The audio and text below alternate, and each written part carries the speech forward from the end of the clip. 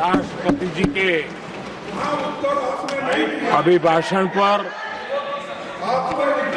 आभार व्यक्त करने के लिए This is मैं not correct. उपस्थित हुआ Please take your seat. This is not correct. Please take your seat. No, no, no. Please take your seat. आप बैठिए प्लीज. आप बैठिए please. Prime minister is on his legs. Please आप बैठिए. Please आप बैठिए.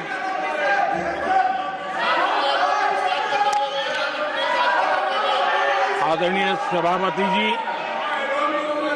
इस धन्यवाद प्रस्ताव पर समर्थन के लिए इस सदन में अपनी भावनाओं को व्यक्त करना मैं अपना सौभाग्य मानता हूं। आदरणीय सभापति जी, विकसित भारत की यात्रा में बीते वर्ष देश के तेज प्रगति से विकास के वर्ष रहे हैं। Nothing will go on record except Prime Minister's जीवन speech. के हर क्षेत्र में, समाज के हर वर्ग को उनके जीवन में परिवर्तन का एक कालखंड रहा है। एक सही दिशा में तेज गति से देश आगे बढ़ रहा है। आदरणीय राष्ट्रपति जी ने बहुत ही बढ़िया तरीके से पूरी संवेदनशीलता के साथ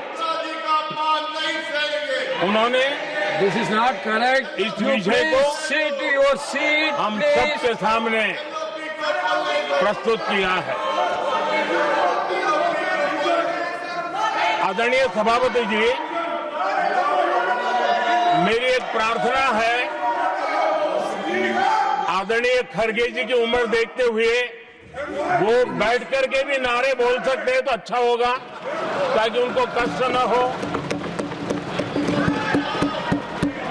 पीछे नौजवान बहुत लोग हैं, तो खड़गे जी को No. आप बैठते बैठते भी When you are speaking, they are listening. You are नारे listening. बोलने की अनुमति दे दीजिए।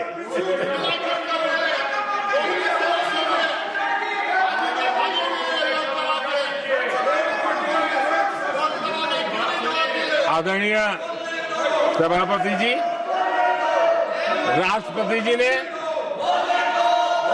इस देश के मध्यम वर्ग, इस देश के निम्न मध्यम वर्ग, इस देश के गरीब, इस देश के गांव, इस देश के किसान, महिलाएं,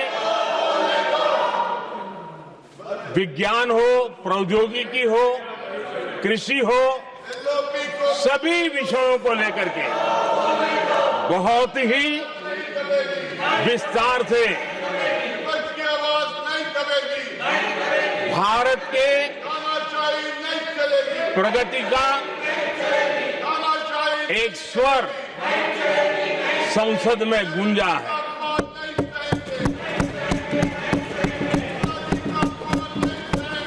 देश के नौजवान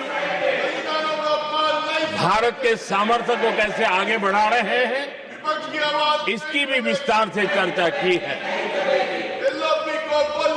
हर वर्ग के सामर्थ्य को उन्होंने शब्दांकित किया है, और इतना ही नहीं, आदरणीय राष्ट्रपति जी ने भारत के उज्जवल भविष्य के प्रति एक विश्वास व्यक्त किया है।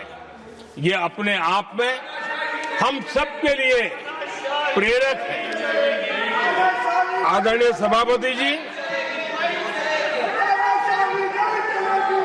21वीं सदी का प्रथम क्वार्टर पूरा हो चुका है, लेकिन ये दूसरा क्वार्टर जैसे पिछली शताब्दी में भारत की आजादी के जंग में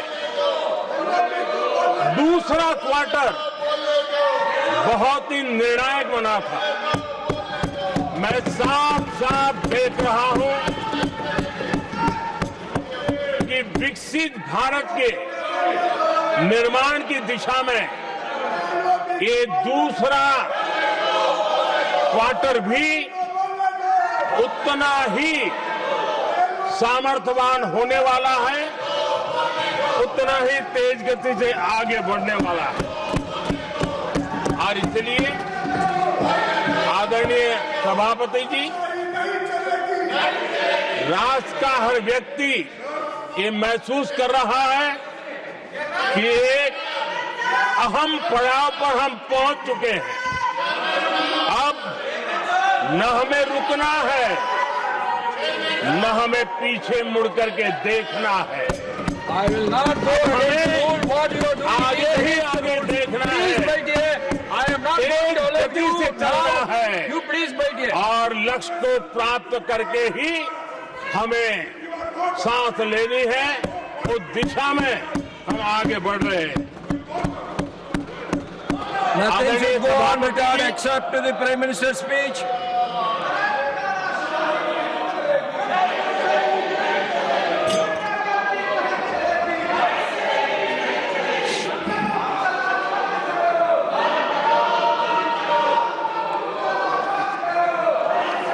आदरणीय सभापति जी, वर्तमान में अगर हम देखें तो भारत के भाग्य के अनेक सुयोग एक साथ हमें नसीब हुए। ये अपने आप में बहुत ही उत्तम संयोग है, ऐसा मैं मानता हूं। सबसे बड़ी बात है, विश्व के समृद्ध से समृद्ध देश भी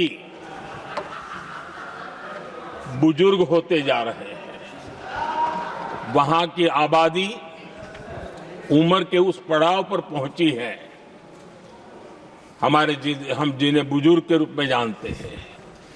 हमारा देश ऐसा है जो विकास की नई ऊंचाइयां छू रहा है। उसी समय दिनों दिन हमारा देश युवा होता जा रहा है, युवा आबादी वाला देश है। ये अपने आप में एक बहुत अच्छा सुयोग है। आदरणीय सभापति जी,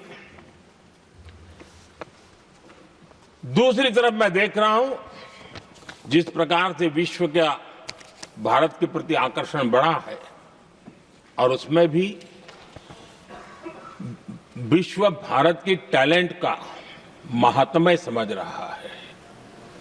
हमारे पास आज दुनिया का बहुत ही महत्वपूर्ण टैलेंट पूल है, युवा टैलेंट पूल है, जिसके पास सपने भी हैं, संकल्प भी हैं, सामर्थ्य भी है। और इसलिए ये दूसरा सुयोग है।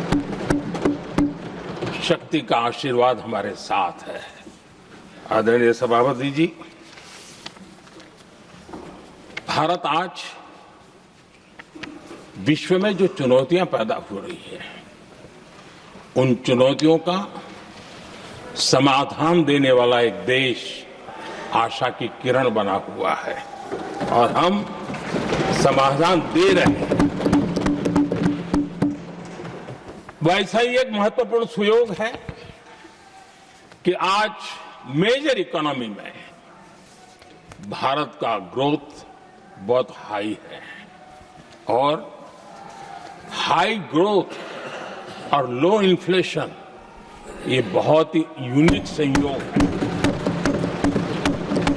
और ये हमारी अर्थव्यवस्था की मजबूती को प्रदर्शित करता है। आदरणीय सभापति जी, हम जिस गति से आगे बढ़ रहे हैं, जब हमें देश की जनता ने सेवा करने का मौका दिया, तब फ्रेजाइल 5 के रूप में ये देश जाना जाता था। जब हमें अवसर मिला तब देश आजाद हुआ, तब हम दुनिया में 6 नंबर की इकोनॉमी थे, लेकिन इन लोगों ने ऐसा एक हाल करके रखा कि 11 पे पहुंचा दिया। आज हम 3 पर जाने की दिशा में तेज गति से।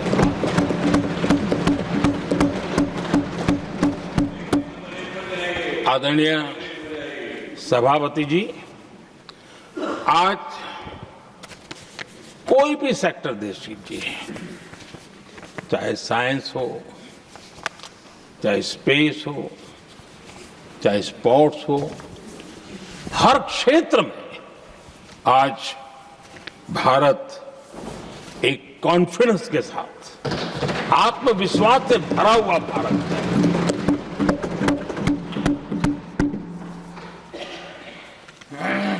कोविड के बाद विश्व में जो स्थितियां पैदा हुई और ऐसी नई नई चीजें जुड़ती गई, आज दुनिया संभल नहीं पा रही है। ऐसे में साफ साफ नजर आ रहा है कि दुनिया एक नए ग्लोबल ऑर्डर की तरफ, नए वर्ल्ड ऑर्डर की तरफ आगे बढ़ रहा है। सेकेंड वर्ल्ड वॉर के बाद एक वर्ल्ड ऑर्डर बना था, अब एक नए वर्ल्ड ऑर्डर की तरफ विश्व बहुत तेजी से आगे बढ़ रहा है।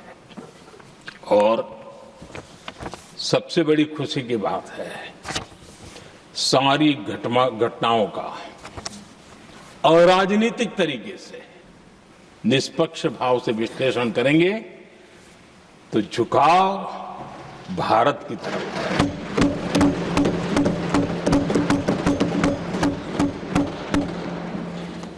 विश्व मित्र के रूप में, विश्व बंधु के रूप में आज भारत अनेक देशों का विश्वस्त पार्टनर बना है और हम कंधे से कंधा मिला करके विश्व कल्याण की दिशा में भी अपनी उचित भूमिका निभा रहे हैं, अपने सामर्थ्य से सहाय भी कर रहे हैं। आदरणीय सभापति जी, आज पूरा विश्व ग्लोबल साउथ की चर्चा करता है, लेकिन उस चर्चा के सूत्रधार के रूप में आज भारत वैश्विक मंचों पर ग्लोबल साउथ की बुलंद आवाज बन गया है।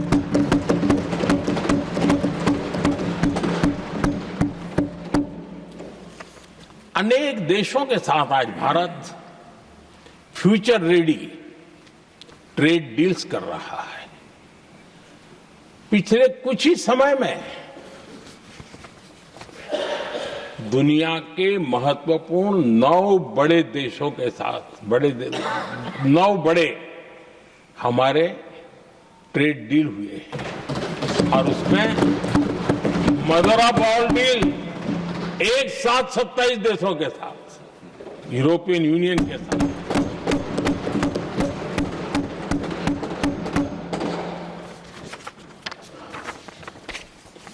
जो लोग थक गए,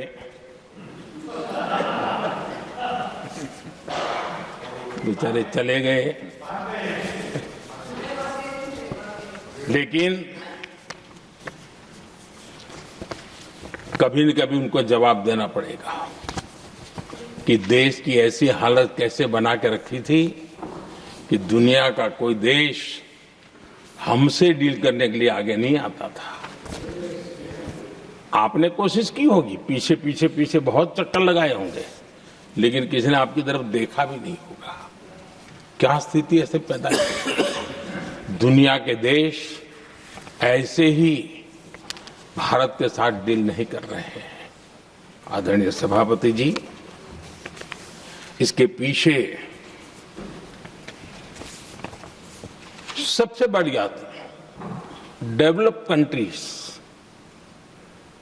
एक डेवलपिंग कंट्री के साथ डील करता है ना, वो अपने आप में भी अर्थ जगत के लिए बहुत बड़ा डील है।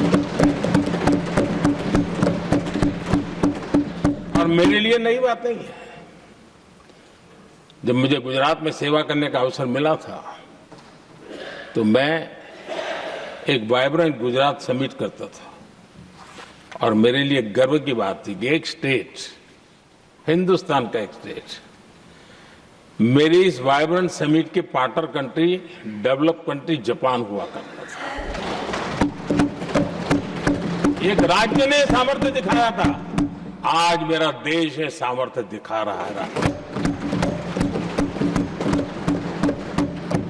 ये तब होता है जब आपके पास आर्थिक सामर्थ्य हो, आपके पास आपके नागरिकों के अंदर, देशवासियों में एक ऊर्जा हो और खास करके मैन्युफैक्चरिंग के लिए एक मजबूत इकोसिस्टम हो, तब जाकर के विश्व आपके साथ डील करने के लिए आगे आता है। वोट बैंक की राजनीति में डूबे हुए लोगों ने कभी भी देश के ऐसे अनेक पहलुओं पर मजबूती देनी चाहिए, ये कभी उनकी प्राथमिकता नहीं रही और उसी का परिणाम है। और जहां तक कांग्रेस पार्टी का सवाल है, मैं साफ साफ कहना चाहता हूं और मेरे शब्दों पे भरोसा नहीं तो मैं देश को, लोगों को कहूं कुछ मत करो, सिर्फ लाल किले से कांग्रेस के प्रधानमंत्रियों के जो भाषण है, सिर्फ उन भाषणों का एनालिसिस कर लो, आपको साफ साफ लगेगा कि न उनके पास कोई सोच थी, न उनके पास कोई विजन था और न ही कोई इच्छा शक्ति थी। और इसका परिणाम है कि देश को इतना भुगतना पड़ा। आदरणीय सभापति जी, मैं कोटि कोटि देशवासियों का आभारी हूं। उन्होंने सेवा करने का अवसर दिया। हमारी काफी शक्ति उनकी गलतियों को ठीक करने में जा रही है। दुनिया के मन में जो उनके समय की छवि है, उस छवि को धोने में मेरी ताकत लगती है। ऐसा बर्बाद करके रखा हुआ था और इस काम के लिए हमने फ्यूचर रेडी पॉलिसीज पर बल दिया है। और आज आपने देखा होगा, देश नीति के आधार पर चल रहा है, पॉलिसीज के आधार पर चल रहा है। एडोकिज्म को हमने त्याग कर दिया है और उसके कारण विश्व का विश्वास बनता है।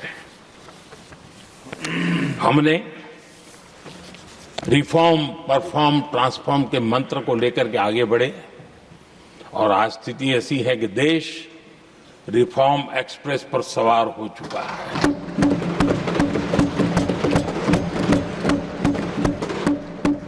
हमने स्ट्रक्चरल रिफॉर्म्स किए हैं, प्रोसेस से जुड़े रिफॉर्म्स किए हैं, पॉलिसीज में रिफॉर्म किए हैं। हमारा मैन्युफैक्चरिंग सेक्टर, हमारे उद्यमी ये सशक्त हो, भारत की हर चीज का वैल्यू एडिशन हो, उस दिशा में हमने प्रयास किया है। और मैं आज विश्वास के साथ कह सकता हूं, आज भारत विश्व के साथ स्पर्धा करने के लिए पूरी तरह तैयार है।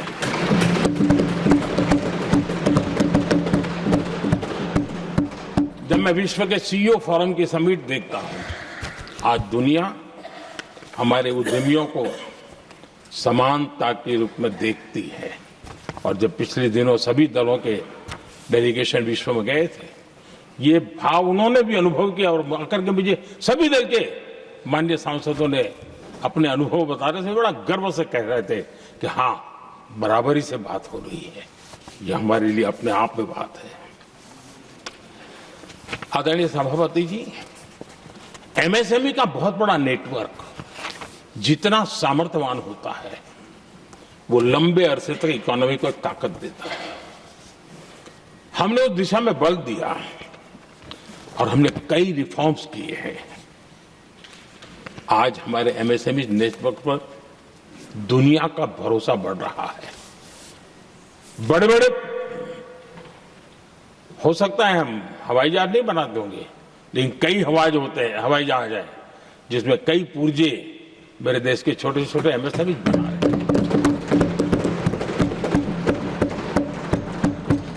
आदरणीय सभापति जी, देश में हुए इन प्रयासों का नतीजा सबके सामने है। बड़े बड़े देश भारत के साथ व्यापारिक संबंध बनाने के लिए बहुत ही आतुर है। यूरोपीय संघ का ट्रेड डील हो, अमेरिका के साथ अभी हुआ जो ट्रेड डील हो, और कल हमारे पीयूष जी ने सदन में विस्तृत जानकारी भी दी है, और पूरा विश्व खुल करके इस ट्रेड डील का तारीफ कर रहा है। और उसमें जब यूरोपियन यूनियन के साथ ट्रेड डील हुआ तो विश्व को एक भरोसा हुआ कि अब वैश्विक स्तर पर स्थिरता की संभावना बढ़ेगी। अमेरिका के साथ ट्रेड डील होने के बाद विश्व को और भरोसा हो गया कि जो स्थिरता के एहसास हो रहा था, अब गति का भी एहसास होने लगा है। अब विश्व के लिए शुभ संकेत है। आदरणीय सभापति जी, इसका सबसे बड़ा लाभ हमारे देश के नौजवानों को होगा। और जब मैं नौजवान कहता हूं तो उसमें मध्यम वर्ग का भी नौजवान होता है, शहर का नौजवान भी होता है, गांव का नौजवान भी होता है, बेटा भी होती है, बेटी भी होती है। और इसलिए उसे टुकड़ों में न देखा जाए। मेरे देश के युवा के सामर्थ्य का हमें गौरव करना चाहिए, और उनके लिए पूरा विश्व बाजार अब खुल चुका है। अब उनके लिए अवसर ही अवसर है। और मैं उनको कहता हूं, आइए दोस्तों, मैं आपके साथ कंधे से कंधा मिला करके खड़ा हूं। हिम्मत कीजिए, बढ़िए। देश आपके साथ खड़ा है और दुनिया आपका स्वागत करने के लिए इंतजार कर रही है। आदरणीय सभापति जी, जिस प्रकार से दुनिया में हमारे युवा प्रोफेशनल्स की मांग बढ़ रही है, इवन केयर गिवर्स की मांग बढ़ रही है, हर कोई मिलता है हमें इस प्रकार के लोग चाहिए। इस प्रकार कुछ लोग तो अपना स्पेशल ऑफिस यहां बना रहे हैं रिक्रूट करने के लिए, योग्य टैलेंट की खोज के लिए। इसका मतलब हुआ कि भारत के प्रोफेशनल्स के लिए भी विश्व में बहुत बड़े अवसर बन रहे हैं। आदरणीय सभापति जी, ये संसद का उच्च सदन ये एक प्रकार से राज्यों का प्रतिनिधित्व करता है। और जो चर्चा की बारीकियां मैंने देखी, मेरा मन कहता है कि थोड़ा स्तर इसका ऊपर होना चाहिए था, और वहां से तो ज्यादा होना चाहिए। वो तो कितने साल तक सरकारों में रहे हैं, वहां से जरा चर्चा का स्तर ऊंचा होना चाहिए था, लेकिन उन्होंने ये मौका भी गंवा दिया। देश उन पर कैसे भरोसा कर सकता है। आदरणीय सभापति जी, मैं कल एक माननीय सदस्य को सुन रहा था। यूं तो वो अपने आप को राजा कहलाने में बहुत गर्व करते हैं, लेकिन वे आर्थिक असमानता की चर्चा कर रहे थे। बताइए, जो खुद को राजा माने और वो आर्थिक असमानता की बात करे, तो लगता है कि क्या यही देखने के बाकी रह गए थे क्या। आदरणीय सभापति जी, हमारे टीएमसी के साथियों ने काफी कुछ कहा। जरा खुद तो अपने गरेबा में देखें। निर्मम सरकार पतन के जितने भी पैरामीटर्स हैं, उन सब पैरामीटर्स में नए नए रिकॉर्ड बनाते जा रहे हैं, और यहां उपदेश दे रहे हैं। क्या हाल करके रखा हुआ है। ऐसी निर्मम सरकार से वहां के लोगों का भविष्य अंधकार के अंदर डूब रहा है, लेकिन इनको कोई परवाह नहीं है। सत्ता सुख के सिवाय कोई आकांक्षा नहीं है, और वे यहां उपदेश देते हैं। घुसपैठ। दुनिया का समृद्ध से समृद्ध देश भी अपने यहां गैर कानूनी नागरिकों को बाहर निकाल रहा है। हमारे देश में घुसपैठियों को बचाने के लिए अदालतों को तब तक प्रेशर पैदा किया जा रहा है। मेरे देश का नौजवान कैसे ऐसे लोगों को माफ करेगा जो घुसपैठियों की वकालत करने के लिए ताकत लगा रहे हैं? और घुसपैठिए मेरे देश के नौजवानों के हक छीन रहे हैं, उनकी रोजी रोटी छीन रहे हैं, आदिवासियों की जमीन छीन रहे हैं। बेटे बेटियों के जिंदगी पर खतरे पैदा हो रहे हैं, लेकिन उनके लिए महिलाओं पर अत्याचार होते रहे। सत्ता नीति के सिवा कुछ करना नहीं, और वो यहां पर हमें उपदेश दे रहे हैं। और ऐसे चिंताजनक सभी विषयों पर आंखें मूंद करके बैठे हुए वो लोग हैं। एक हमारे माननीय सदस्य काफी कुछ बोल रहे थे, जिनकी पूरी सरकार शराब में डूब गई, जिनके शीश महल घर घर में नफरत का कारण बन गए, और शायद उनको ब्लैक शब्द ज्यादा पसंद है। हर एक का अपना अपना एक भूतकाल होता है।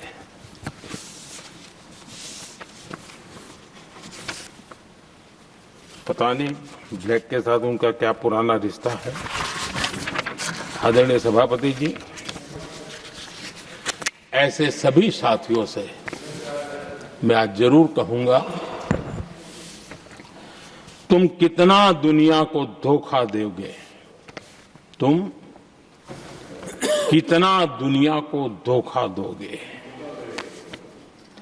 आईना देख लिया तो अपनी सच्चाई कहां छिपाओगे।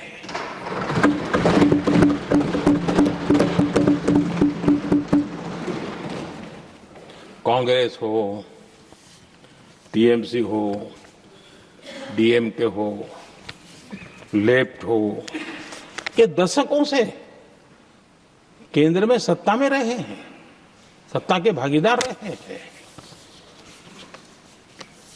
राज्यों में भी उनको सरकारें चलाने का अवसर मिला है, लेकिन उनकी पहचान क्या बनी? आज डील की चर्चा होती है तो गौरव से कहते हैं, तब डील की चर्चा होती थी तो बॉफोर्स डील याद आता था। ये डील होते थे।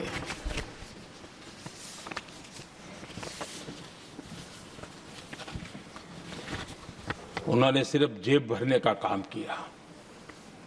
नागरिकों के जीवन में बदलाव आना उनकी प्राथमिकता नहीं थी। आदरणीय सभापति जी, मैं कुछ उदाहरणों के साथ भी बात बताना चाहता हूं, क्योंकि यहाँ चर्चा में ये सारे विषय आए हैं और इसलिए मुझे कहना बहुत जरूरी है। अब एक उदाहरण देता हूं मैं बैंकिंग सेक्टर का। बैंकिंग सेक्टर एक प्रकार से अर्थव्यवस्था की ग्रिड होता है। 2014 से पहले फोन बैंकिंग का कालखंड था। नेता के फोन जाते थे और उसके आधार पर करोड़ों रुपया दे दिए जाते थे, और गरीबों को तो बैंकों में दुत्कार मिलती थी, नफरत होती थी। देश की 50% से ज्यादा आबादी बैंक के दरवाजे तक नहीं देख पाई थी। कांग्रेस के नेताओं के फोन पर अरबों रुपये लोगों को दे दिए गए, और जो ले जाते थे वो अपनी पर्सनल प्रॉपर्टी मान करके पैसे हजम कर जाते थे। यही खेल चलता रहा। कांग्रेस और यूपीए के राज में और आज जो इंडी अलायंस बन करके बैठे हैं उनके राज में बैंकिंग व्यवस्था तबाही के कगार पर खड़ी थी। मैं नया प्रधानमंत्री के पद का दायित्व मुझे मिला, मैं एक देश के मुखिया से मैं मिला, ऐसे ही बात कर रहा था। मैंने कहा बैंकिंग की दृष्टि से हम कुछ आगे बढ़ना चाहिए। उन्होंने कहा पहले एक बार साहब जरा अभी आप नए हो, आपके बैंकों की व्यवस्था का अध्ययन कर लीजिए। हम कैसे हिम्मत करें। एक देश के नेता ने कोई एक जानकारियां थी, उसने मुझे बताया यहां इनको कोई परवाह ही नहीं। यानी एक प्रकार से उन्होंने जिस प्रकार से बैंकिंग व्यवस्था को एनपीए के पहाड़ खड़े हो गए थे। जहां भी देखो चर्चा चलती थी एनपीए का क्या होगा, एनपीए का क्या होगा, कैसे बचेंगे। आदरणीय सभापति जी, चुनौती बड़ी थी, लेकिन हमने समझदारी से काम लिया। बैंकिंग व्यवस्था के सब कर्ता धर्ताओं को विश्वास में लिया। रिफॉर्म की आवश्यकता थी, हिम्मत के साथ रिफॉर्म किए, पारदर्शी व्यवस्था बनाई, ढेर सारे बैंकिंग रिफॉर्म्स हुए और जो सरकारी बैंक दुर्बल हो चुकी थी, ठीक नहीं चल पाती थी, उसको हमने बड़ी बैंक के साथ मर्जर कर दिया। और मुझे याद है किसी एक महाशय बड़े अपने आप को विद्वान मानने वाले ने लिखा था, अगर मोदी सरकार बैंकों में ये कर ले तो हिंदुस्तान का बहुत बड़ा रिफॉर्म हो जाएगा। वो काम मैंने आते ही कर दिए थे। आदरणीय सभापति जी, और इन सारी चीजों का नतीजा हुआ बैंकों में जो बीमारी घर कर गई थी, उस बीमारी से बैंकों को मुक्ति मिली। बैंकों का स्वास्थ्य सुधरा, लगातार सुधरा, अभी भी तेजी से आगे दौड़ रहे हैं। और बैंकिंग का जब स्वास्थ्य सुधरा तो लेन देन का कारोबार भी उनका बढ़ा, लोगों को पैसे मिलने लगे, सामान्य व्यक्ति को पैसे मिले। ऐसे ऐसे गरीब लोगों को लोन मिले जिनके लिए कभी बैंक के दरवाजे बंद थे, बेचारा दूर से देख करके उसे जाना पड़ता था। आज मुद्रा योजना जो देश के नौजवान को अपने पैरों पर खड़े रहने की ताकत देता है, मुद्रा योजना जो स्वरोजगार की प्रेरणा देता है, लेकिन स्वरोजगार के भाषण के काम नहीं होता है, उसका हाथ पकड़ना पड़ता है, उसको साथ देना पड़ता है, उसको सहाय देनी पड़ती है। और हमने मुद्रा योजना के द्वारा 30 लाख करोड़ रुपया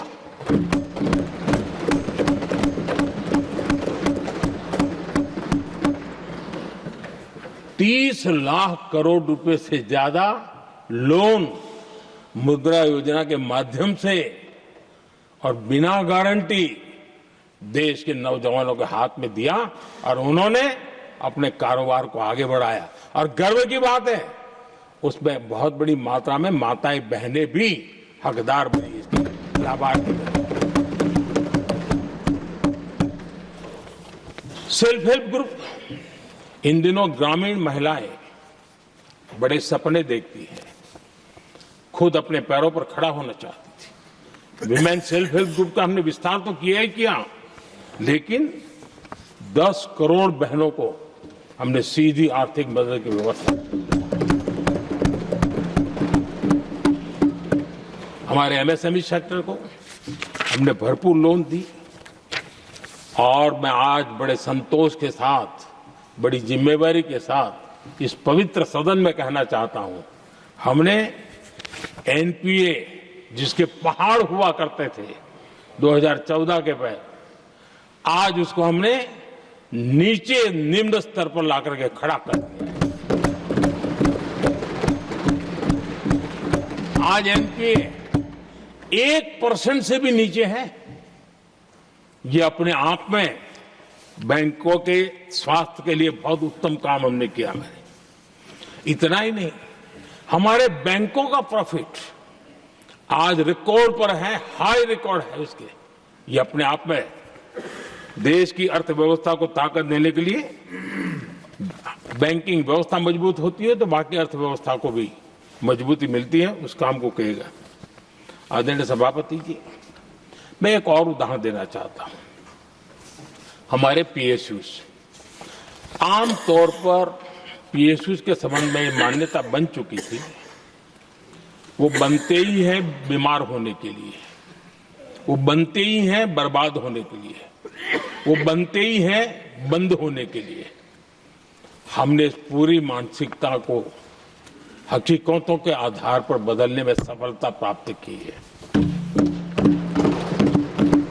और ये लोग पीएसयूज को लेकर के कितनी गलत बातें फैलाते थे। अर्बन नक्सल की तरह ऐसे पीएसयूज के दरवाजे के बाहर मजदूरों की मीटिंग करके भड़काने का पाप करते थे, गुमराह करने का काम करते थे। इन्होंने LIC, state bank of India और भी HAL, ऐसे हर एक को बड़ा भला बुरा और इतना भद्दे तरीके से, जब उनकी सरकार थी तब तो ये इन चीजों को संभाल नहीं पाते थे, उसको कुछ कर भी नहीं पाते थे। आदरणीय सभापति जी, हमने इसमें भी हिम्मत दिखाई। हमने पीएसयूज के संबंध में भी रिफॉर्म्स किए, रिफॉर्म्स की एक लगातार परंपरा चलाई। आज LIC बेस्ट तरीके से उसने पूरे कार्यकाल में अपना LIC का जन्म हुआ तब तक उत्तम से उत्तम परफॉर्मेंस का कालखंड उसका गुजर रहा है। जिन पीएसयूज को कांग्रेस के नेता ताले लगवाने की कगार पर पहुंच चुका था और उसी पर अपनी राजनीतिक रोटी सेकने का प्रयास भी किया गया था, आज हमारे पीएसयूज रिकॉर्ड प्रॉफिट पर हैं।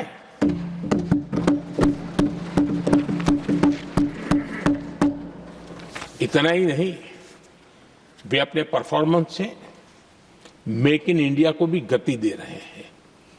मेक इन इंडिया का जो सपना है उसका पूरा करने में वे भी एक बहुत बड़े कैटलिक एजेंट के रूप में आज भूमिका अदा कर रहे हैं। रिकॉर्ड संख्या में रोजगार बना रहे हैं। इतना ही नहीं, हमारे कुछ पीएसयूज आज विश्व के अंदर जा रहे हैं, विश्व में भी अपनी ताकत दिखा रहे हैं, विश्व के साथ जुड़ रहे हैं, दुनिया के कई देशों के विकास यात्रा में वो भागीदार बन रहे हैं। आज हमारे पीएसयूज को बहुत बड़े बड़े ऑर्डर देश से भी और देश के बाहर से भी मिलने लगे हैं। ये अपने आप में मैं जो कहता हूं ना, एक बहुत महत्वपूर्ण पड़ाव पर ये देश 25 साल है, उसका संकेत यहां नजर आता है। आदरणीय सभापति जी, कांग्रेस ने विश्वासघात करने के विषय में भी हमारे देश के अन्नदाता को भी नहीं छोड़ा।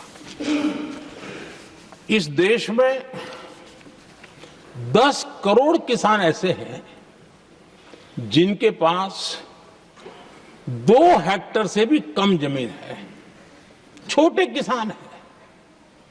उनकी तरफ कभी परवाह नहीं की गई, उनकी तरफ कभी देखा नहीं गया, नहीं उनके दिमाग में ये छोटे किसानों का कोई महात्मा था। उनको लगता है कुछ बड़े लोगों को संभाल लिया तो गाड़ी चल जाएगी, और यही राजनीति करते रहे। आदरणीय सभापति जी, हमारे दिल में छोटे किसान के प्रति एक दर्द था।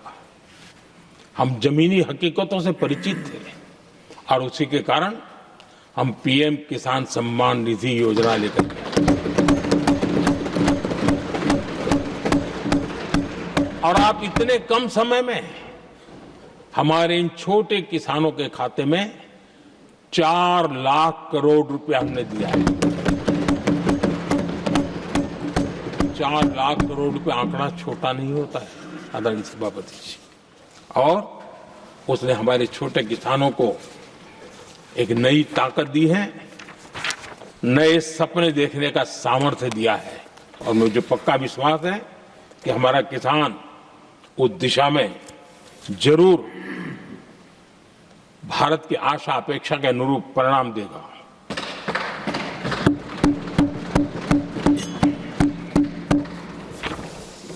आदरणीय सभापति जी,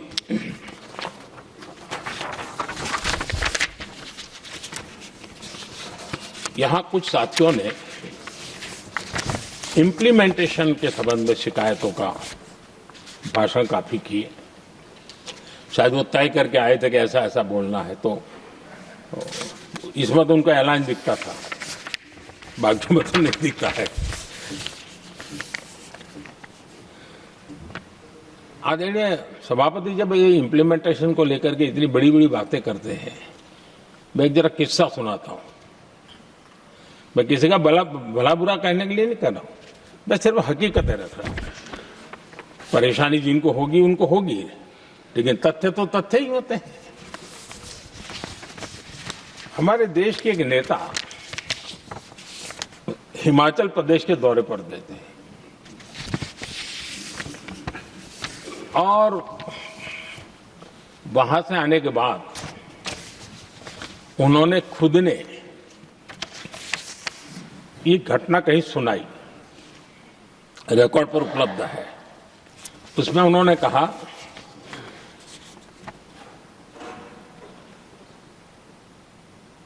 उस नेता ने क्या कहा, मैं उन्हीं के शब्द पढ़ रहा हूं। काफी लंबे समय तक मुझे योजना आयोग से संघर्ष करना पड़ा, क्योंकि वे पहाड़ी क्षेत्रों के लिए अलग योजनाएं बनाने को तैयार ही नहीं थे। मैं हिमाचल प्रदेश गई थी। जब मैं वापस आई तो मैंने योजना आयोग में कहा कि हमारे कामदारों को, वर्कर्स को जीप की जरूरत नहीं है, बल्कि खच्चरों की आवश्यकता है, ताकि कम से कम उन पर सामान आदि लादा जा सके। आगे उन्होंने कहा, लेकिन मुझे बताया गया हम पैसा तो जीप के लिए ही देंगे, क्योंकि खच्चरों के लिए पैसे देने की पॉलिसी नहीं है। इसी भाषण में आगे वो कहती हैं, अब वहां सड़कें ही नहीं थी। उनका कहने का कारण यह था कि हिमाचल में जहां वो गई और सड़कें ही नहीं थी। अब वहां सड़कें ही नहीं थी तो फिर उस पर जीप का क्या लाभ हो सकता है? जीप लेकर के कौन जाएगा जहां रोड नहीं है?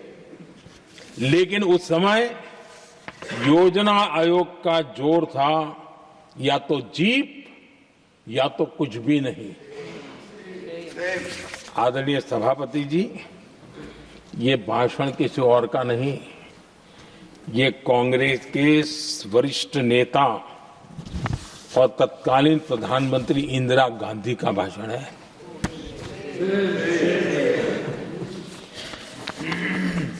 कांग्रेस के लंबे शासनकाल में यही कार्यशैली रही, और जिसको इंदिरा जी खुद जानती भी थी कि ये पाप चल रहा है, लेकिन इस कार्य संस्कृति को सुधारने के लिए उन्होंने कोई कदम नहीं उठाया। और इंदिरा गांधी जिस प्लानिंग कमीशन की धज्जियां उड़ा रही थी, उसके जन्मदाता उनके स्वयं के पिताजी थे। और प्लानिंग कमीशन को बना और इंदिरा जी ने जब कहा, उसके बीच में 2 दशक बज चुके थे, लेकिन हाल यही था। और 2014 तक सब दुखी थे, सब परेशान थे, सब गलती देख रहे थे, लेकिन सुधार करने की तैयारी नहीं। 2014 के बाद जब आपने हमें मौका और कांग्रेस ने जिस प्रकार से प्लानिंग कमीशन अटकाना, लटकाना, भटकाना वाली कार्यशैली बना दी थी, 2014 में जब हमें मौका मिला तो हमने आकर के काम किया, प्लानिंग कमीशन को खत्म कर दिया और नीति आयोग को। आज नीति आयोग बहुत तेज गति से काम कर रहा है। अब देखिए एस्पिरेशनल डिस्ट्रिक्ट, वो भी एक बड़ा प्रेरक उदाहरण है। और मैं तो देख रहा हूं कि डेवलपिंग कंट्रीज के लिए, विकास के लिए एक मॉडल के रूप में वैश्विक संस्थाएं इसको अनुमोदन दे रही है।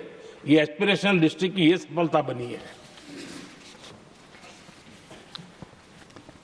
देश के कई जिले ऐसे थे जिसको पिछड़े मान करके छोड़ दिया गया था, और वहां करोड़ों लोगों की जो मौलिक जरूरतें थी उसको भी नकार दिया गया था। उनको तो ऐसे ही जीने के लिए मजबूर कर दिया गया था। और जो पिछड़े इलाके थे वो और पिछड़े होते गए और बर्बादी आती गई। और हालत तो सरकार में ऐसी थी कि जब किसी को पनिशमेंट ट्रांसफर करनी होती थी, पनिशमेंट पोस्टिंग देना होता तो ऐसे ही जिलों में भेजा जाता था ताकि और खराब करे वो। ये हाल बन गया था, ये वर्क कल्चर बन गया था। हमने इस स्थिति को बदला। सबसे पहला आग्रह किया, यंग होनहार अफसरों को लगाया जाएगा और पूरा 3 साल का मौका उसको दिया जाए काम करने का। एक के बाद हम निर्णय किए और आज देखिए किसी समय छत्तीसगढ़ का हमारा बस्तर एस्पिरेशनल डिस्ट्रिक्ट में था। आज वो बस्तर पूरे देश में बस्तर ओलंपिक के नाम से चर्चा में है।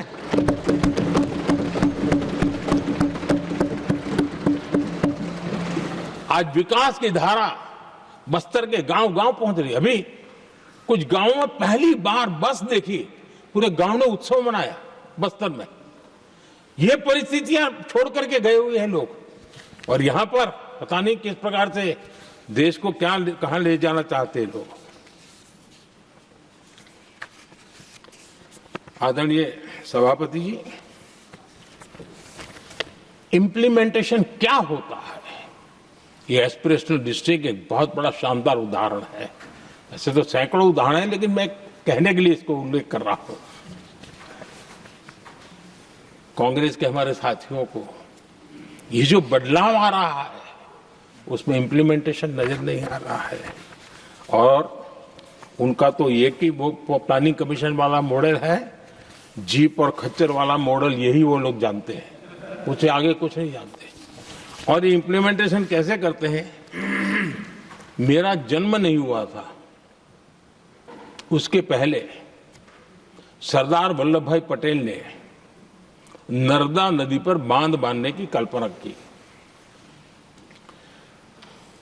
विषय तो पक्का हो गया, सरदार साहब नहीं रहे, खैर नेहरू जी ने शिलान्यास किया। अब इंप्लीमेंटेशन देखिए इनको। मेरा जन्म नहीं हुआ था जब इसकी कल्पना की गई थी और प्रधानमंत्री बनने के बाद मैंने उसका उद्घाटन किया। ये हाल है।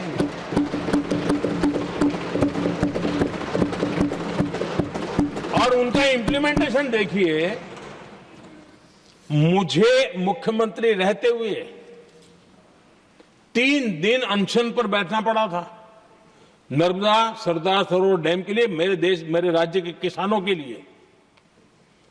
मैंने अपने आप को दांव पर लगा दिया था, तब जाकर के भारत सरकार को झुकना पड़ा और तब जाकर के सरदार सरोवर डैम के कंस्ट्रक्शन को गति मिली और यहां मैं पहुंचा तब मुझे उसका उद्घाटन करने का सौभाग्य मिला। और आज कच्छ तक, हावड़ा बीएसएफ के लोग जहां बैठते हैं वहां तक नर्मदा का शुद्ध पानी पीने के लिए पहुंच रहा है। इंप्लीमेंटेशन क्या होता है, और यहां पर इम्प्लीमेंट किसी ने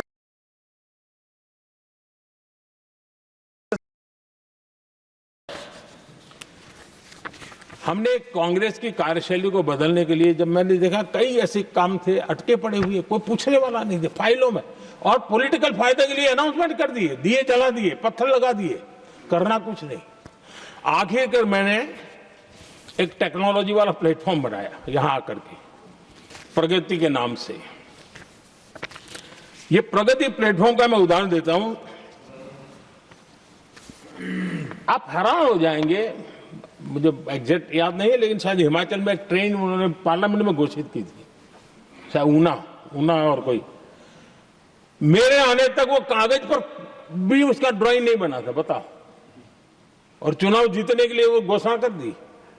प्रगति के अंदर मेरे सामने विषय आया, ऐसे कई विषय मेरे सामने आए और उस प्रगति के अंदर हमने एक एक प्रोजेक्ट क्यों अटके हुए, कॉस्ट किस डिपार्टमेंट की काम में क्या मुसीबत आई है, किसने गलत तरीके से इसको आगे बढ़ाया, और बजट तो बढ़ता ही गया था। जो योजना 900 करोड़ में होनी थी वो 90,000 करोड़ तक पहुंच जाए, ये हाल करके रख दिया था इन्होंने। यानी आपने नॉर्थ ईस्ट का अपमान, चेयर में बैठा अपमान करो। आंध्र के एक दलित परिवार का बेटा चेयर पर बैठा, उसका अपमान करो। सदन ने इनको काम दिया हुआ है, सबने मिलकर के काम दिया हुआ है, लेकिन वो दलित समाज से आते हैं, इसलिए आप अपमान करते हो।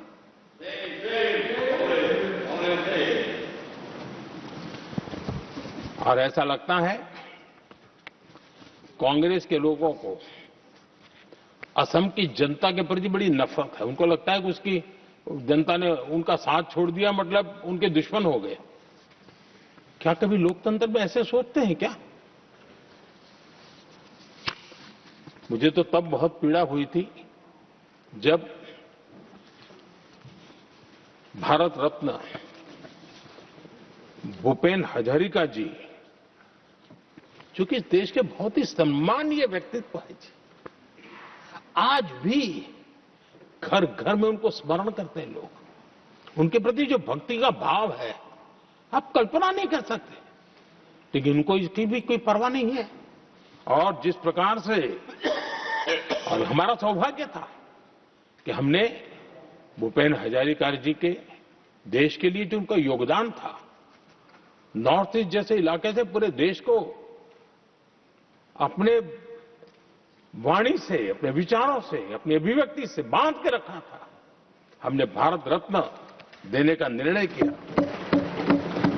इस पर भी इनको ऐतराज। और मैं तो हैरान हूं, खड़गे जी अगर होते तो मैं उनकी हाजिरी में कहता ही है।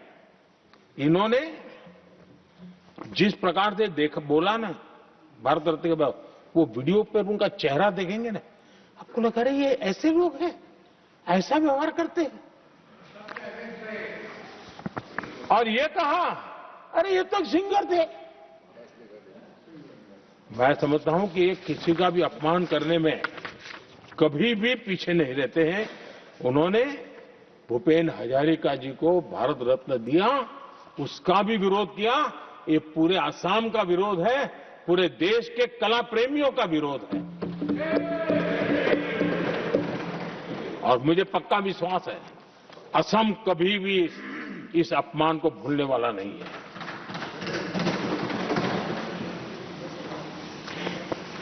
आदरणीय सभापति जी, कल जो घटना घटी,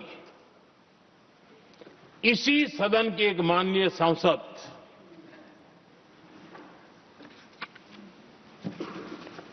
कांग्रेस के शातिर दिमाग जिनका है ऐसे एक युवराज ने उनको गद्दार कह दिया।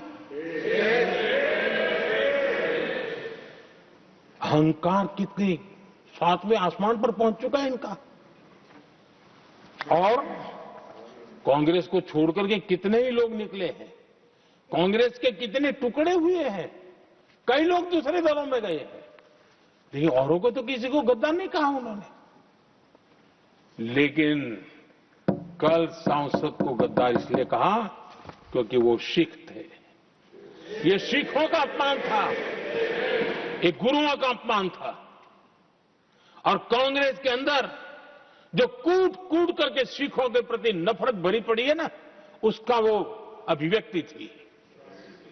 और इसी सदन के माननीय सांसद है वो, और उनको जरा भी दर्द नहीं, वरना आज खड़े होकर के कह सकते थे कि कल जो हुआ इसी सांसद की गरिमा के अनुरूप नहीं था, हमें खेद है। एक शब्द तो बोल देते, लेकिन सिखों के प्रति उनके मन में जो नफरत भरी पड़ी है, और इसी के कारण उन्होंने कल, और जिसका परिवार देश के लिए शहादत देने वाला परिवार के वो सदस्य है, उन्हें अपने राजनीतिक विचारों में परिवर्तन किया, इसलिए गद्दार हो गए। और एक गद्दार शब्द छोटा नहीं है। मेरे देशवासी को कोई गद्दार कहे, ये कैसे देश सहन करेगा? और वो भी एक सिख है इसलिए गद्दार कहना बहुत दुर्भाग्य की बात है। और ऐसे लोग कांग्रेस को नहीं डुबाएंगे तो क्या करेंगे?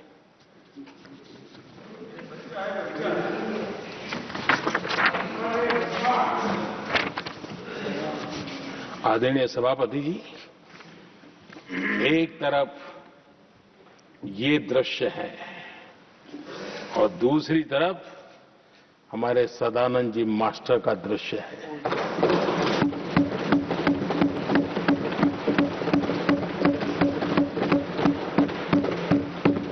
राजनीतिक विद्वेष के कारण उनके दोनों पैर काट दिए गए। बड़ी जवानी में दोनों पैर काट दिए। कटे हुए पैर से जिंदगी गुजार रहे हैं, लेकिन संस्कार इतने ऊंचे हैं कि वाणी में भी अपशब्द नहीं निकलता है, बर्तन में भी कटुता नजर नहीं आता। गर्व होता है। और कल जब उनका पहला भाषण हो रहा था सदन में और उन्होंने जब अपने बेंच पर आपसे इजाजत लेकर के अपने कटे हुए पैर के लिए वो जो लीम का उपयोग करते हैं, आर्टिफिशियल लीम का, उन्होंने जब रखा, वो दृश्य देश के लिए पीड़ादायक था कि इस देश में ऐसा ही बंधारण की बातें करने वाले इंडिया अलायंस के लोग, और ये इंडिया अलायंस पूरा जिम्मेवार है इसके लिए, वैचारिक असहमति के कारण एक नौजवान के, और वो भी एक टीचर, शिक्षक के प्रति गर्व से, आदर से देखा जाता है, उसके पैर काट दे, लेकिन उनको कोई खेद नहीं है, उनको कोई दर्द नहीं है। लेकिन मैं मास्टर सदानंद जी को हृदय से अभिनंदन करता हूं कि उन्होंने जिस प्रकार से इतनी भयानक हमले के बाद भी देश की सेवा का अपना व्रत जारी रखा और आज देश की नीति निर्धारण में अंदर अपना योगदान दे रहे हैं। ये गर्व की बात है। और ऐसे लोगों के सहारे हम राजनीति में जीते हैं, काम करते हैं, देश के लिए जीने मरने की प्रेरणा मिलती है। ये संस्कार हमें पाए हैं, ऐसे लक्षावधि कार्यकर्ताओं के तब से पाए हुए हैं। आदरणीय सभापति जी,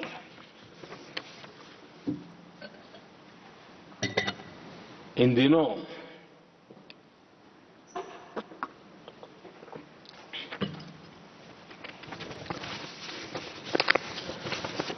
और वैसे कांग्रेस के हमारे साथियों का मुझ पर जरा विशेष प्रेम है, वो स्पेशल प्रेम है। और जब मैं जिम्मेवारी जो मिली है उसके तहत, और जिम्मेवारी न मिलती तो भी देश के लिए जीना तुमने सीखा है। हम विकसित भारत की जमीन मजबूत कर रहे हैं, उसको एक ताकत दे रहे हैं। एक तरफ देश के युवाओं के लिए मजबूत जमीन तैयार कर रहा हूं, तो कांग्रेस मोदी की कब्र खोदने के कार्यक्रम करवा रही है। और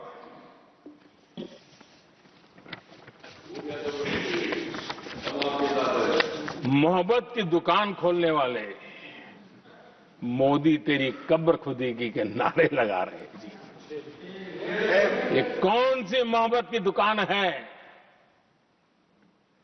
जो देश के ही किसी नागरिक के कब्र खोदने के सपने देखती हो? ये कौन सा संविधान से उन्होंने सीखा है जो देश के ही किसी नागरिक के कब्र खोदने की बात करते हो? क्या ये संविधान का अपमान नहीं है? क्या ये मानवता का अपमान नहीं है? क्या ये सार्वजनिक जीवन की मर्यादाओं का अपमान नहीं है? और उनको इसका कोई खेद नहीं है। अगर इसके बाद क्या बयान देंगे? बयान देखो, प्रधानमंत्री राज्यसभा में भी रो रहा था।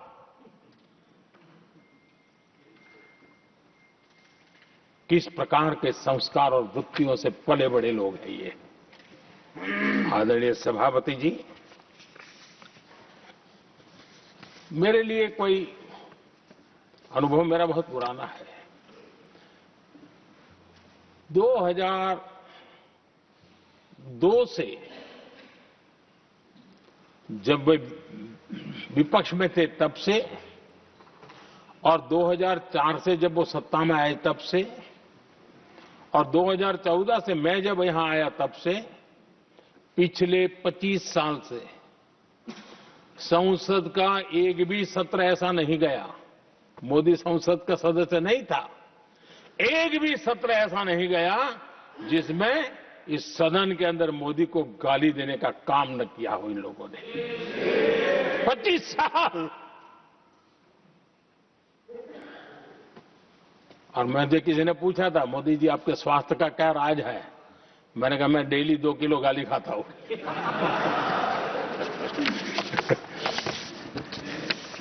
आदरणीय सभापति जी, ये मोदी की कब्र क्यों खोदना चाहते हैं?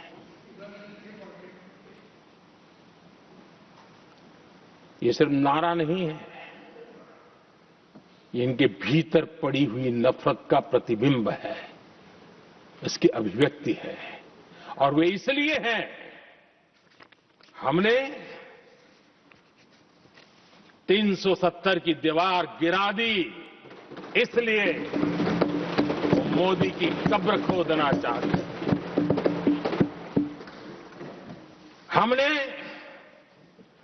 नॉर्थ ईस्ट में बम, बंदूक और आतंक का जो छाया बना रहता था, नॉर्थ ईस्ट में शांति और विकास का राह अपनाई, इसलिए वो मोदी की कब्र खोदने पर सोच रहे हैं। पाकिस्तानी आतंकियों को घर में घुस करके जवाब देते हैं, इसलिए मोदी की कब्र खोदने की बात करते हैं। ऑपरेशन सिंदूर करते हैं, इसकी उनको परेशानी होती है और इसलिए वो मोदी की कब्र खोदते हैं। माओवादी आतंक से देश को मुक्ति दिलाने के लिए साहसपूर्ण कदम उठा रहे हैं, इसलिए मोदी की कब्र खोदती है आपको। हमें नेहरू जी ने देश के साथ बहुत बड़ा अन्याय किया था, सिंधु जल समझौता करके। उस सिंधु जल समझौते को हमने एबेंस में डाल दिया। क्या इसलिए आप मोदी की कब्र खोदने के नारे लगा रहे हो? आदरणीय सभापति जी, कांग्रेस की परेशानी कुछ और है। ये पचा नहीं पा रहे कि मोदी यहां तक पहुंचा कैसे, और उनकी परेशानी बढ़ती जा रही है कि भाई पहुंचा तो पहुंचा, लेकिन अब तक टिका क्यों है? और इसलिए वे एक ही रास्ता उनके लिए बचा हुआ लग रहा है कि मोदी तेरी कब्र खुदेगी। आदरणीय सभापति जी, ये तो मान करके बैठे थे। उनका लोकतंत्र, संविधान का कोई लेना देना नहीं। उनको तो लगता है कि प्रधानमंत्री पद उनके परिवार की जागीर है, उस पर कोई और बैठ नहीं सकता। ये जो उनके भीतर में नफरत पड़ी हुई है ना, मोहब्बत की दुकान में जो आग भरी पड़ी हुई है ना, उसका परिणाम है। और इसीलिए कोई क्यों बैठा, हमारा पैतृक अधिकार था, इसलिए मोदी की कब्र खोदने का नारा लेकर के वो चल रहे हैं। आदरणीय सभापति जी, कांग्रेस के शाही परिवार को देश ने दशकों तक अवसर दिया है, ऐसा नहीं है। देश ने आपके लिए भी अपना भविष्य दांव पे लगाया था,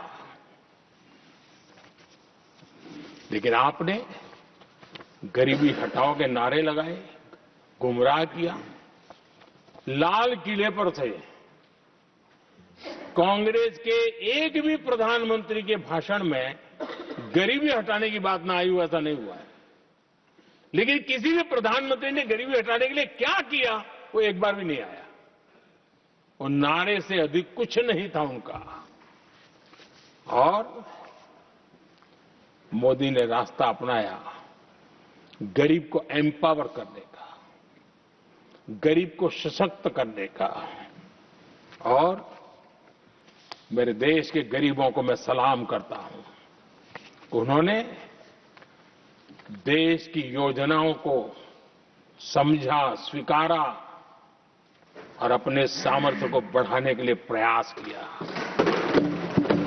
मैं देश के गरीबों का गौरवगान करता हूं कि हमारी नीतियों पर भरोसा करके, हमारी नीयत पर भरोसा करके उन्होंने भी अपने आप को खपाने के लिए कोई कमी नहीं रखी।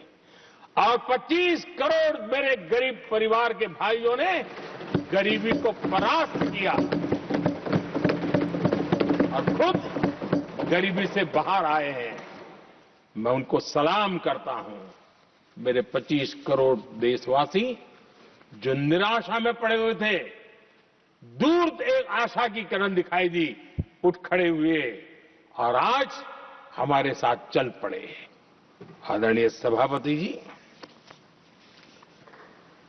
2014 के पहले इम्प्लीमेंटेशन की बातें करते थे। हमारे यहां सैकड़ों लोग रेलवे क्रॉसिंग पर मरते थे। स्कूल की बस रेलवे क्रॉसिंग से जा रही है, 20-20, 25-25 स्कूल के बच्चे मरने की खबरें आती हैं।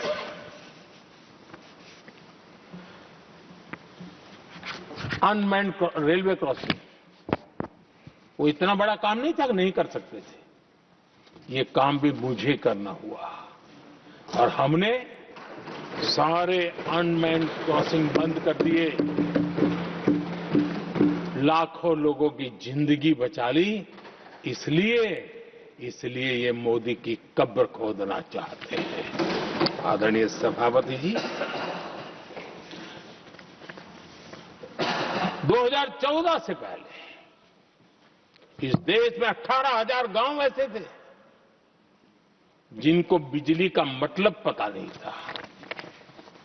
बिजली का कोई तार होता है, कोई बल्ब होता है, कोई लट्टू जलता हुआ उसमें उजाला निकलता, पता नहीं था उनको।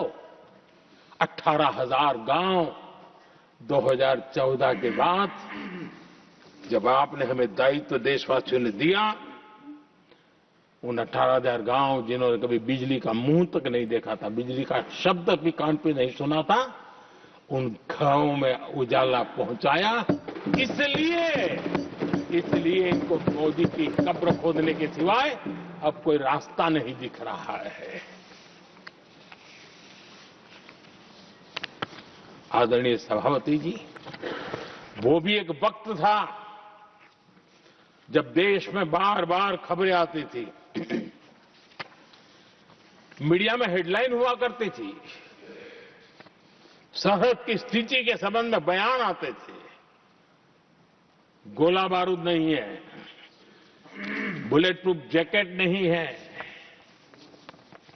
बर्फ के बीच खड़ा है, बर्फ में खड़े रहने के लिए जो जूते चाहिए वो जूते तक नहीं उसके पास, ये खबरें आती थी।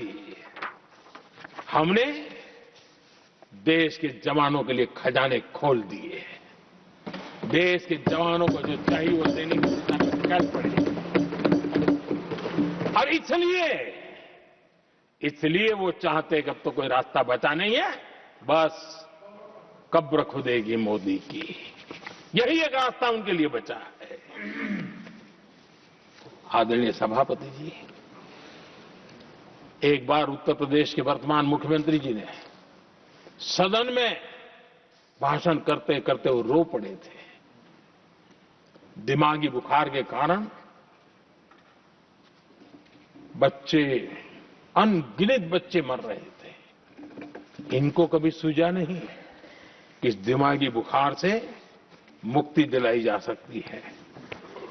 आदरणीय सभापति जी, आंख की बीमारी ट्रकोमा, लोग परेशान होते थे, आंखें चली जाती थी और विज्ञान प्रगति कर चुका था, हो सकता था, नहीं कर सकते थे। हमने दिमागी बुखार से भी मुक्ति दिलाई और हमने ट्रैकोमा से भी देश के लोगों की आंखें बचाई। यही सफलताएं हैं, यही संवेदनशीलता है। समाज के लिए जीने मरने का यही संकल्प है। पल पल, तिल तिल समाज के लिए बिताना, घिसना, झलना, वो उनको परेशान कर रहा है। तब जाकर के मोदी तेरी कब्र खुदेगी, ये मंत्र लेकर के चल रहे हैं, ये सपने देख करके चल रहे हैं और बातें लोकतंत्र की करते हैं। मोहब्बत की दुकान के साइन बोर्ड लगाते हैं। क्या सार्वजनिक जीवन में ऐसी नफरत होती है? आदरणीय सभापति जी, इनकी सरकार रिमोट से चलती थी, मेरी सरकार भी रिमोट से चलती है। 140 करोड़ देशवासी मेरा रिमोट है।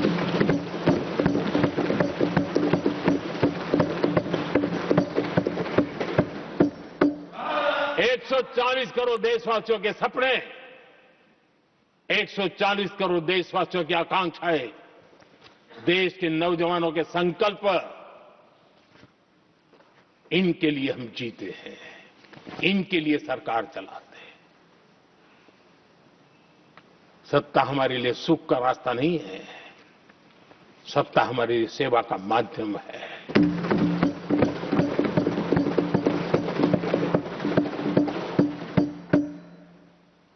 मुद्रा योजना, लाखों करोड़ों की मदद मिली, स्वरोजगार को बल दिया।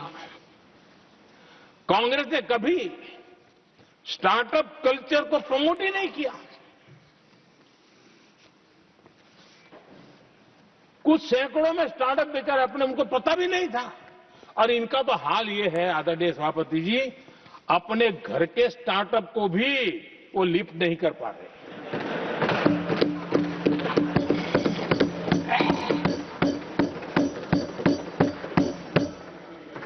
और हमारी सरकार में आज 2 लाख से ज्यादा स्टार्टअप है। और जब सफलता एक के बाद एक जन सामान्य के दिलों को जीतती है ना, तब जाकर के उनके पास एक ही रास्ता बचा है, मोदी तेरी कब्र खुदेगी। लेकिन उस हमारा याद कीजिए, बीएसएनएल को लेकर के चुटकुले चलते थे, कार्टून बनते थे। आज स्वदेशी 4G स्टैक हमने खड़ा कर दिया। 5G दुनिया में सबसे तेज गति से रोल आउट करने का काम हमने कर दिया। कम्युनिकेशन की नई जनरेशन, नई टेक्नोलॉजी, नई सोच, इसको हमने आगे बढ़ाया। और इसलिए दर्द जुबान पे आ रहा है, मोदी तेरी कब्र खुदेगी। आदरणीय सभापति जी, गरीब की सेवा ये मेरा सौभाग्य है। 4 करोड़ गरीबों को पक्के घर देना मैं जीवन में सुकून मानता हूं। बिजली, पानी, गैस का सिलेंडर, टॉयलेट की सुविधा, मुझे लगता है कि हां, परमात्मा ने मुझे सही दिशा में काम करने की प्रेरणा दी है। पहली बार गांव की महिला गर्व से कह रही है, हां मैं लखपति दीदी बनी हूं। तो दूसरी कह रही है, इस साल तक मैं लखपति दीदी बन जाऊंगी। जो बन गई है उनको जब पूछता हूं, नहीं बोले साहब अब तो करोड़पति के लिए सोच रहे हैं। ये जो मिजाज बदला है, जो आत्मविश्वास बढ़ा है, और ऐसे देश के कोटि कोटि जनों के आशीर्वाद जिस इंसान पर हो, कोटि कोटि माताओं बहनों का जिस पर रक्षा कवच हो, नारे कितने ही लगा लो, कब्र तुम नहीं खोद पाओगे। ये देश की शक्ति,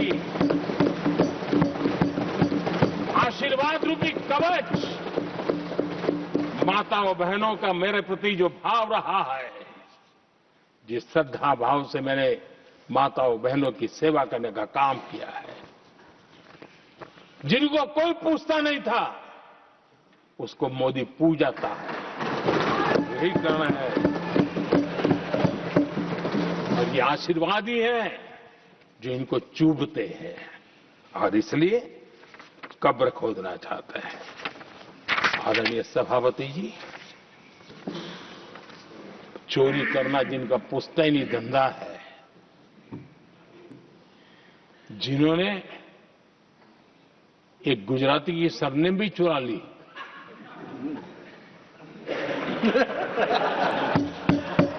महात्मा गांधी की सरनेम चुरा ली, ये लोग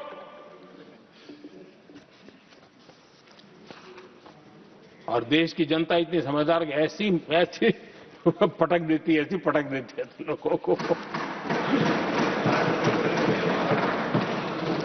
आदरणीय सभापति जी, हम एक विकसित भारत का सपना लेकर के चले और आज वो सपना देश के लोगों की ऊर्जा के कारण संकल्प में बदल चुका है। आज कहीं पर भी जाइए, हर कोई ये कहता है कि 2047 तक विकसित भारत बनना है और मैं हैरान हूं, कुछ हमारे साथी सदन में इतने निराशावादी, इतने जमीन से कटे हुए लोग, बदलती हुई दुनिया से अनभिज्ञ लोग पता नहीं क्या बोल रहे हैं। वो कहते हैं हम मोदी भी 2047 की क्या बोल रहा है, 2047 किस दे देगा है? हमारे देश के लिए, आजादी के लिए जो लड़ते थे, जो फांसी के तख्त पर चढ़ जाते थे, जो लाठियां खाते थे, गोलियां खाते थे, जो काला पानी की सजा के लिए अंडमान निकोबार की सेल्यूलर जेल में जिंदगी बिता देते थे, लक्षाओं जी नौजवान अपने पढ़ाई का भविष्य का सोचे बिना, कोई परवाह किए बिना सिर्फ देश के लिए सोचने के लिए निकल पड़े थे। क्या उन्होंने कभी ये सोचा होता कि यार हमारे कालखंड में तो आजादी मिलेगी नहीं, कि मैं क्यों करूं? तो क्या देश कभी आजाद होता?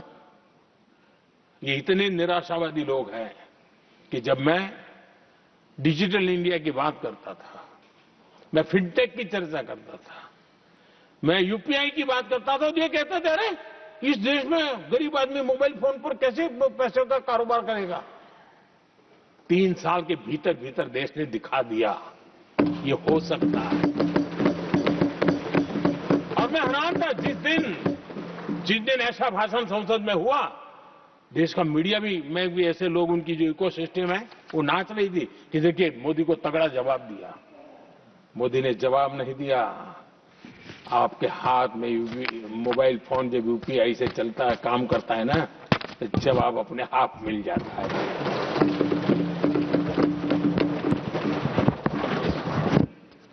आदरणीय सभापति जी, कांग्रेस के समय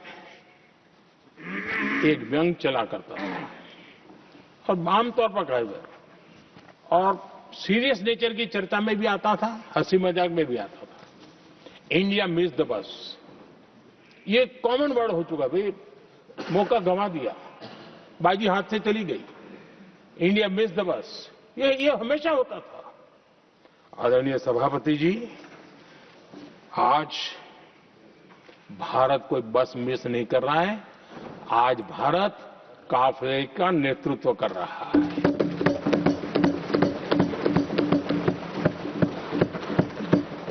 आदरणीय सभापति जी, देश का भविष्य उज्जवल बनाना है, वर्तमान भी उज्जवल बनाने के लिए अविरत कार्य करना होता है। हम विकसित भारत के सपने के लाइट में 5 वर्ष की योजना बनाते हैं और हर वर्ष का बजट बनाते हैं और हम दिशा तय करके चलते हैं हम क्योंकि हमारे लिए अगला चुनावी लक्ष्य नहीं होता है। हमारा लक्ष्य है 2047 विकसित। अरे चुनाव तो आएंगे जाएंगे, मेरा देश अजरा अमर रहने वाला है और हम देश की युवा पीढ़ी के हाथ में समृद्ध हिंदुस्तान देने का सपना लेकर के चले। जिन बच्चे जो आज जो घर में बालक है ना, उनको भी मैं देख करके क्या सोचता हूं कि मैं इसके हाथ में ऐसा हिंदुस्तान दे करके जाऊं ताकि हमें अपने काम का संतोष हो।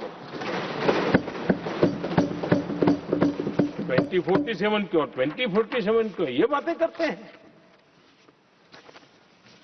आदरणीय सभापति जी, आज जिस प्रकार से हम इनिशिएटिव लिए, चाहे स्पेस हो, साइंस हो, टेक्नोलॉजी हो, समंदर की गहराई हो, जल थल नभ अंतरिक्ष, हर क्षेत्र में नए संकल्प, नई ऊर्जा, नए कदम और नई सिद्धियों को लेकर के देश आज आगे बढ़ रहा है। हम ग्रीन हाइड्रोजन पर काम कर रहे हैं, हम आने वाले युग को समझ पा रहे हैं। हम क्वांटम कंप्यूटिंग की बात कर रहे हैं, हम एआई मिशन को लेकर के चल रहे हैं और आज दुनिया मानने लगी है कि एआई मिशन भारत बहुत कुछ दुनिया को दे सकता है। ये विश्वास आज दुनिया में बना है। आज दुनिया में क्रिटिकल मिनरल, रेयर अर्थ राजनीतिक हथियार बन गया है। हम उस पर फोकस कर रहे हैं ताकि कभी भारत को किसी के पास हाथ फैलाने की नौबत ना आ जाए। आदरणीय सभापति जी, ऐसे तो अनगिनत प्रोजेक्ट हैं जिसमें विदेश का इन्वेस्टमेंट आना ही आना है, क्योंकि अब हर किसी को अपना भविष्य भारत की भूमि में नजर आ रहा है। हर किसी को अपना भविष्य भारत की टैलेंट के भरोसे नजर आ रहा है। हर किसी को भविष्य भारत के उज्जवल भविष्य के साथ खुद के उज्जवल भविष्य को जोड़ करके दिखता है। और इसलिए दुनिया आज विकसित भारत की बात हम क्यों कर रहे हैं, जिनके दिमाग में नहीं पड़ता है, दुनिया को समझ आ रहा है कि भारत ने सही दिशा पकड़ी है। चलो अब चर्चा वहां चल रही है कि हम बस न चुक जाए। कल तक चर्चा चलती थी इंडिया मिस करता है, अब दुनिया को लगता है अब हम लेट न हो जाए, वहां आने की स्पर्धा चल रही है। आदरणीय सभापति जी, आने वाला समय भारत के लिए अवसरों से भरा हुआ है। भारत के नौजवानों के लिए अवसरों से भरा हुआ है। भारत के उज्जवल भविष्य के लिए मैं पूरी संभावनाएं रेखांकित कर सकता हूं, मैं देख सकता हूं और उसके दिशा में नीतियां बनाकर हम आगे चल रहे हैं। हम इसको और मैं चाहता हूं, मेरे देशवासियों को निमंत्रण देता हूं और मैं देशवासियों को आज सदन से भी कहना चाहूंगा, मैंने मन की बात में भी इसका उल्लेख किया था, मैं यहां पर सभी माननीय सांसदों से भी कहूंगा कि आप भी अपने अपने क्षेत्र में से लोगों को बताइए, जब दुनिया भर में इतने अवसर पैदा हुए हैं, उसको स्थायित्व तब मिलता है जब हम उत्तम प्रकार की चीजों को लेकर के जाए, हम क्वालिटी को कॉम्प्रोमाइज न करें। मुनाफा कम क्यों न हो, लेकिन क्वालिटी को हम निरंतर उत्तम करते जाएंगे। इनोवेशन करना पड़ेगा, करेंगे, रिसर्च करना पड़ेगा, करेंगे, प्रोडक्ट में मटेरियल बदलना पड़े तो बदलेंगे, लेकिन हम दुनिया में क्वालिटी की दृष्टि से उत्तम हो, तब जाकर के जो आज राजनीतिक दृष्टि से जो निर्णय होते हैं उसका बेनिफिट लेने के लिए हमने पीछे नहीं रहना चाहिए। मेरे देशवासियों से मैं आज यही आग्रह करूंगा कि आप क्वालिटी के विषय में मेरा साथ दीजिए, क्वालिटी में कॉम्प्रोमाइज न करिए। आप देखिए, दुनिया सिर्फ और सिर्फ made in India, made in Bharat, made in India, made in Bharat, इसके लिए गीत गाने लग जाएगी। आदरणीय सभापति जी, मैं कांग्रेस के मित्रों का भी आज आभार व्यक्त करता हूं कि कम से कम मुझे, उनको पता था, पहले प्रयोग कर चुके थे, पिछले 10 साल में मुझे 5-6 बार इस प्रकार से बोलने से रोका गया, तो उनको मालूम था एक बार शुरू होता हूं तो रुकता नहीं। और मैंने कहा था एक बार, एक अकेला, तो अब अनुभव से सीख गए कि इसमें कोई दाल गलने वाली नहीं है, तो समझदारी से काम लिया और ऐसी समझ उनको निरंतर मिलती रहे, ये भी मैं प्रार्थना करता रहूंगा। आदरणीय सभापति जी, मैं राष्ट्रपति जी के उद्बोधन में योगदान देने वाले सभी सांसदों का भी आभार व्यक्त करता हूं। जो भी उत्तम विचार यहां प्राप्त हुए हैं, उत्तम विचार देश की प्रगति में जरूर काम आएंगे, ऐसा मैं विश्वास देता हूं। और आदरणीय राष्ट्रपति जी का इस संबोधन के लिए मैं हृदय से आभार व्यक्त करते हुए मेरी वाणी को विराम देता हूं। बहुत बहुत धन्यवाद।